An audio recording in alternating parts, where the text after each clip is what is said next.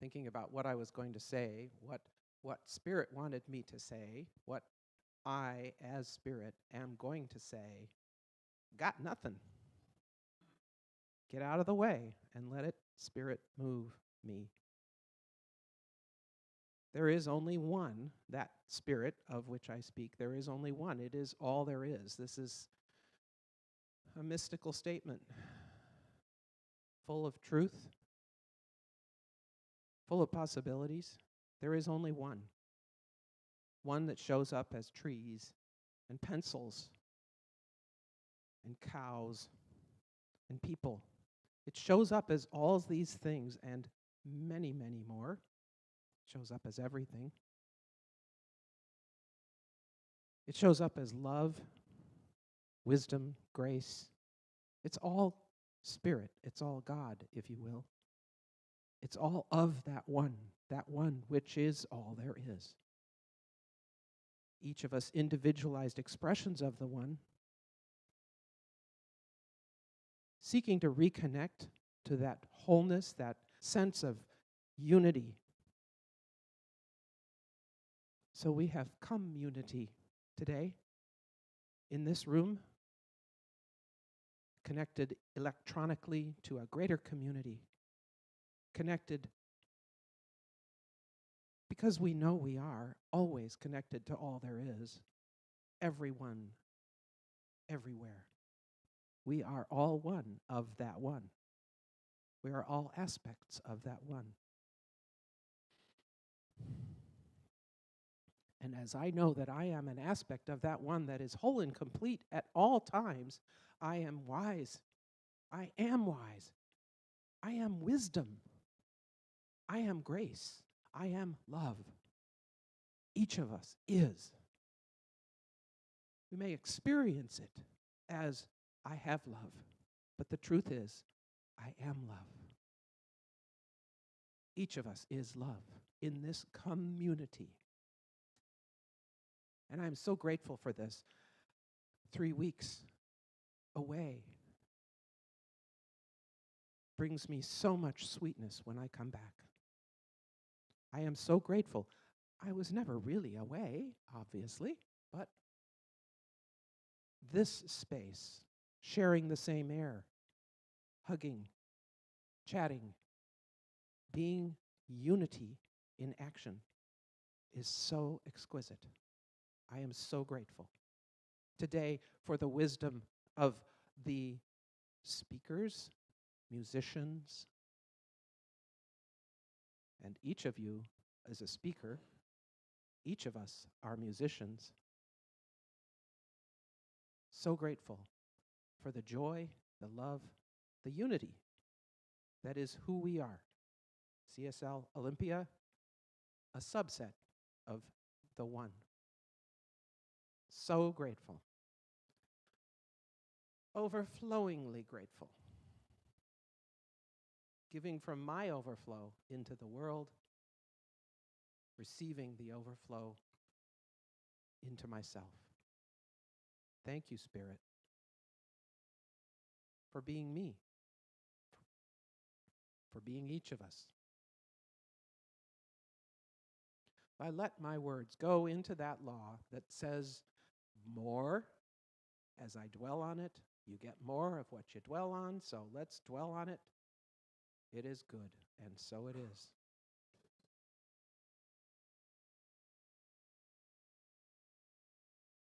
So the official talk today was supposed to be about the truth, called The Truth About Wholeness and Disability. I don't like the term disability. I call it differing ability. And I just want to address that for a moment, just enough to say it's all God, as Buffy so perfectly said at the opening prayer. It's all God.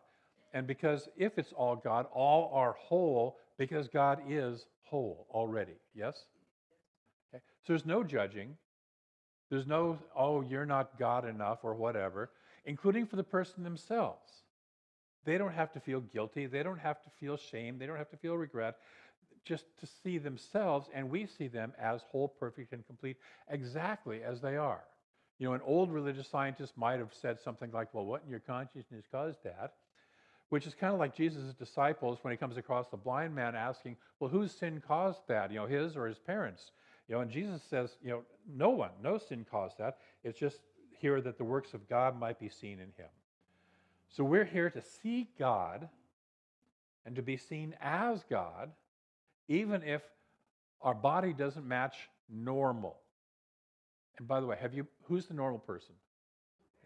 Yeah, right. There's no normal, yes? Have you noticed that your body is different from the person next to you? Yeah. So there's no normal.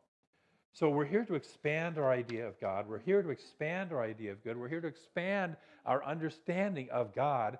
And as we expand our understanding of God, we expand our understanding of heaven, which is the kingdom of God, moving it from someplace that's out there, up there, somewhere else, to here. Heaven is here. Take a breath. And by here, I don't mean in this room or in this building. I mean in our consciousness. It's a consciousness or an experience of harmony. Ernest Holmes, in the glossary in the Science of Mind textbook, defines heaven as a state of happiness. And happiness is a word that sometimes is used to be, I'm happy if I get good chocolate. I'm happy if I have a nice conversation with a friend. Not that level of happiness, the deep happiness, I would even call it joy, bliss. That sense that's deeper than just the superficial. So it's that sense, it's a state of that. Heaven is within. It revolves about us. It is unformed, unlimited, and unconditioned. It is the real state of being.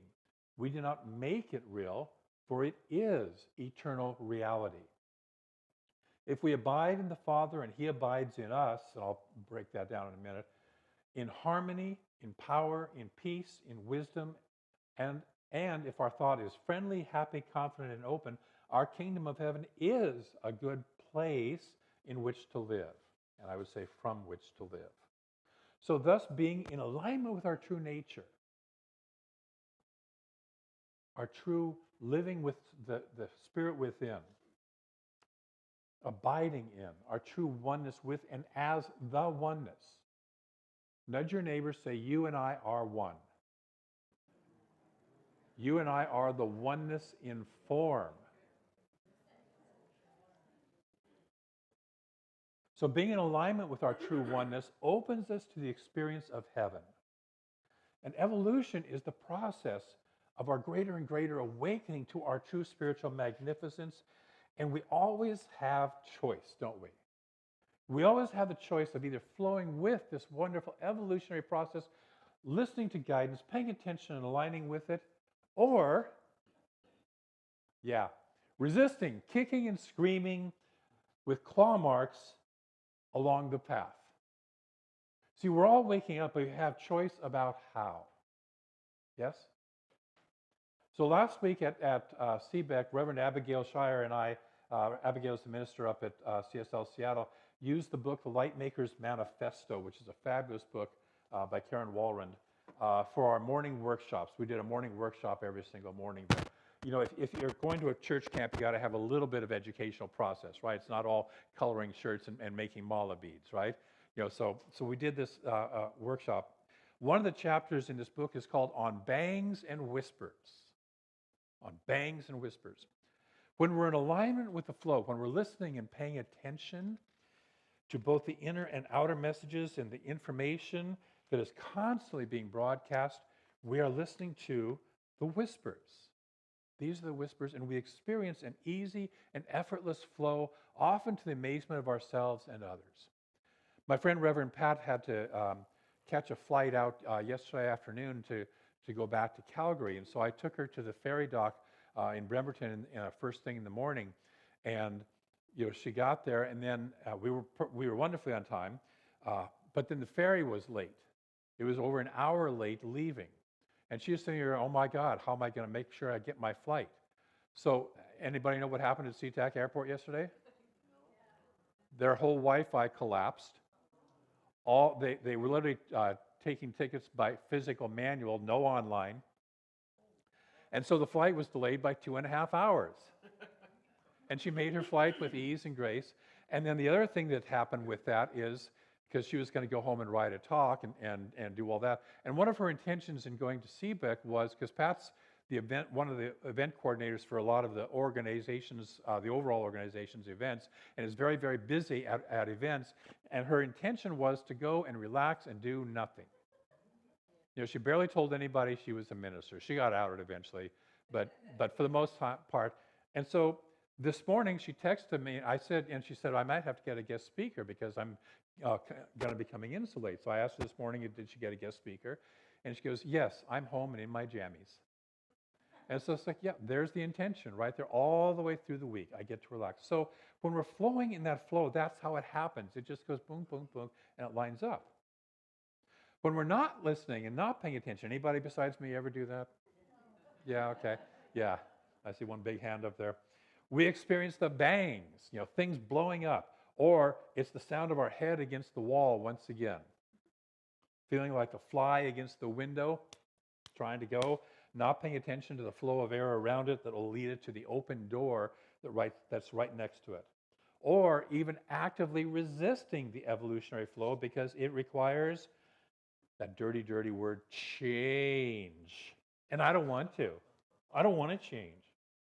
Or I might have to do something different than my tribe to which I'm loyal, ever so loyal. And even though we're all heading for a wall, I'm going to stick with him, and I'm going with him even out of loyalty and fear of being rejected and abandoned, and worst of all, having to admit I might have been wrong. Ooh. Anybody besides me hate to admit that we've been wrong? Yeah. So this book is about creating a structure. It's about building a fire that supports waking up and being a light or heaven maker in the world. And it takes, she suggests 5 steps here. The first is something that she calls clearing. Clearing. Before we can create anything new, we have to clear out what's in the way, yes? Okay. What's already there, and in the way of our magnificence, in the way of our brilliant light. See, creation or construction requires destruction first. The Hindus understand this. This is why they have a god named Shiva, who is the god of both creation and destruction, because you have to have both together. They come together. Once we have created a clearing, then we gather what she calls tinder or kindling, which we need to create the fire to make the light. And we played with this a few months ago here when I invited you to create a love list, a list of things you love to do. Anybody remember that? No? It was a homework assignment one week. Create a list of things you love to do and why you love to do them, because that will point you to what you really value.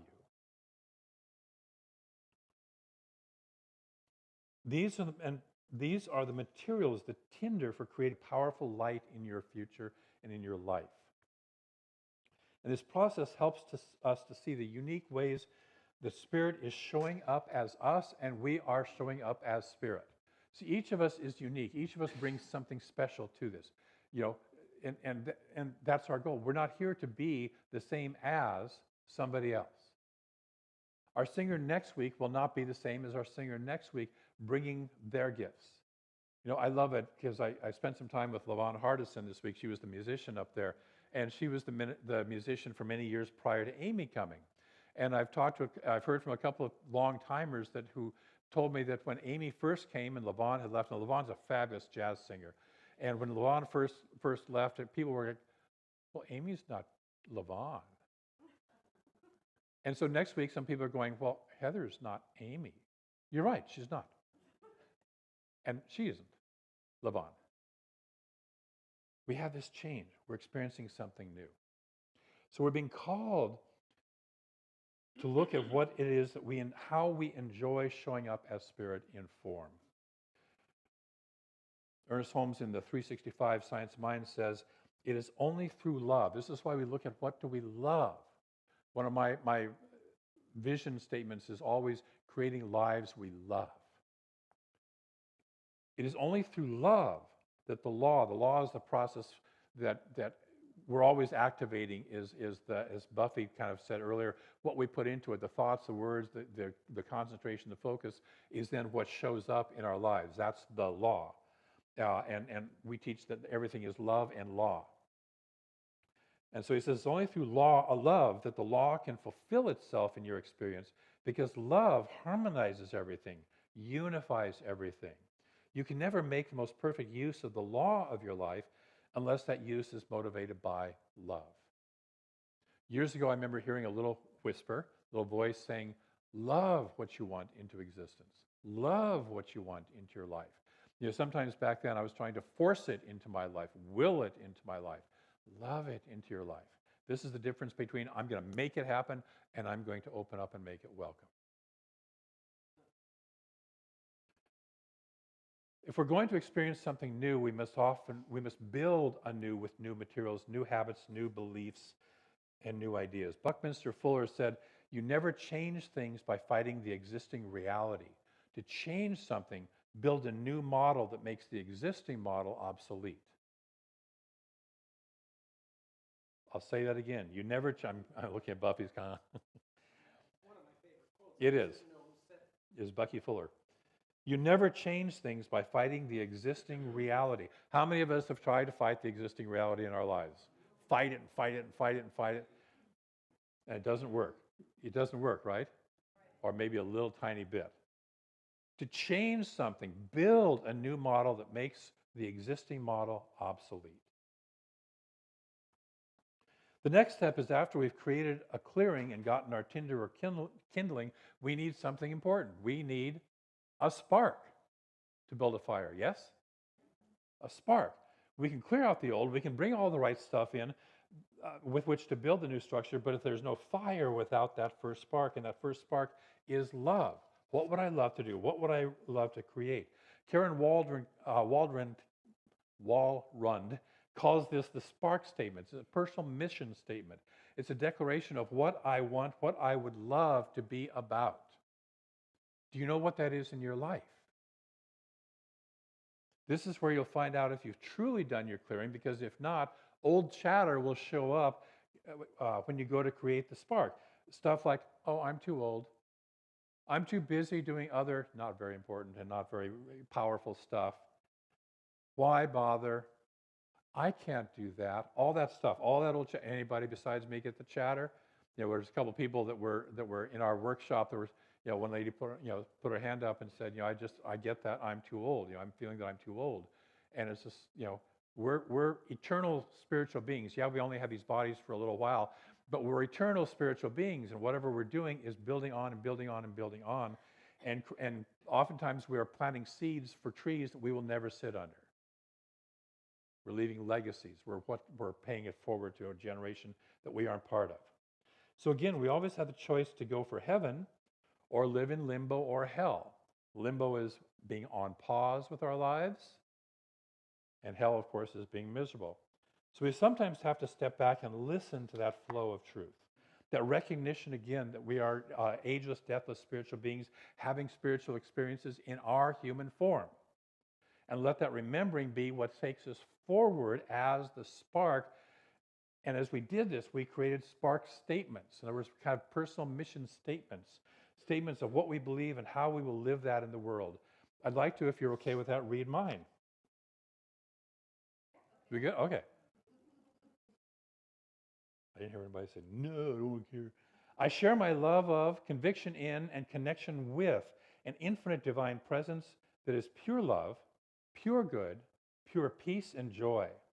I share this through teaching and speaking, through retreats and workshops, and through my very presence, supporting people in finding and remembering their own connection with the infinite divine in ways that support their highest good and transform their lives.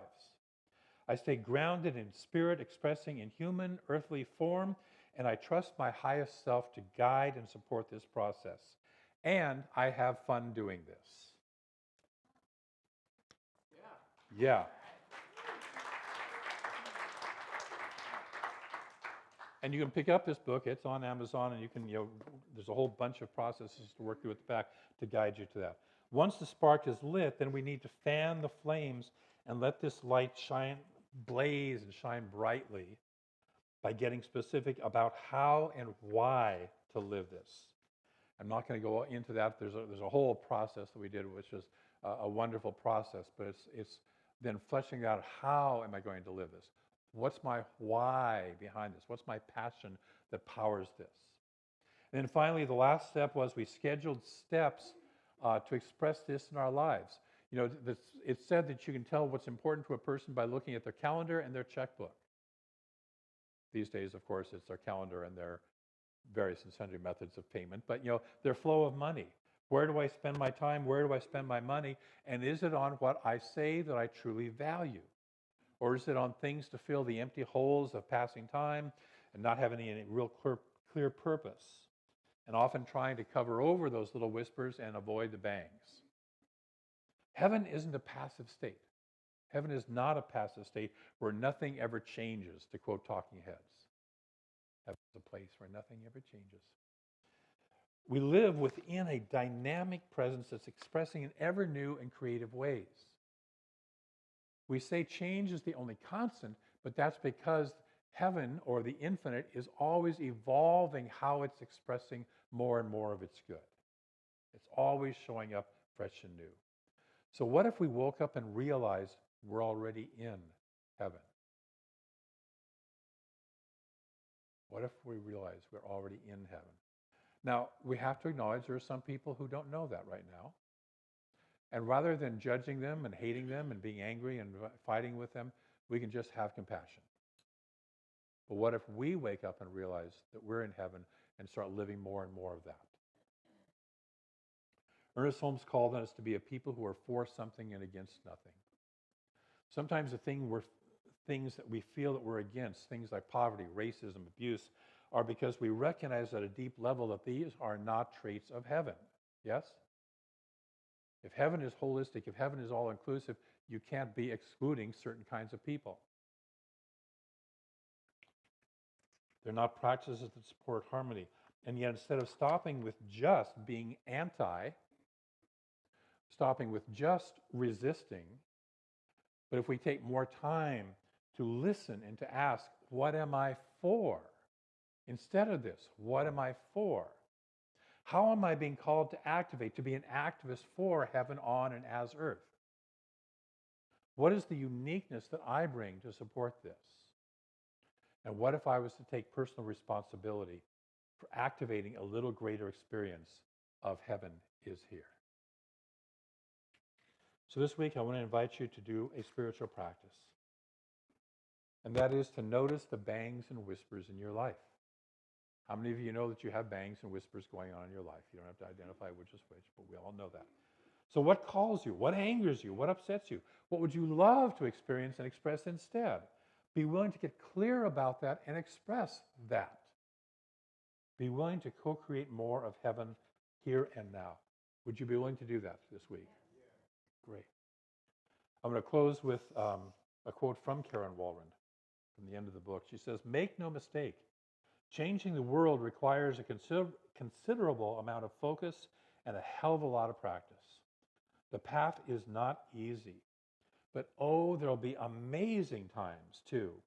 Times we will be able to see the progress we're making and the positive difference a change is having in someone's life. We can do this, my friends. There's no end to the light we can make. There's no end to the light we can make because there's no end to that source of light moving through us. I invite you to be a light maker this week and this month and this year and this lifetime." We have an affirmation. Say this with me. I recognize that heaven is here. Well, it's not. Okay. I recognize that heaven is here. I am a light maker helping manifest it here and now. And one more time. I recognize that heaven is here. I am a light maker helping manifest it here and now. And so it is. So we are. Thank you.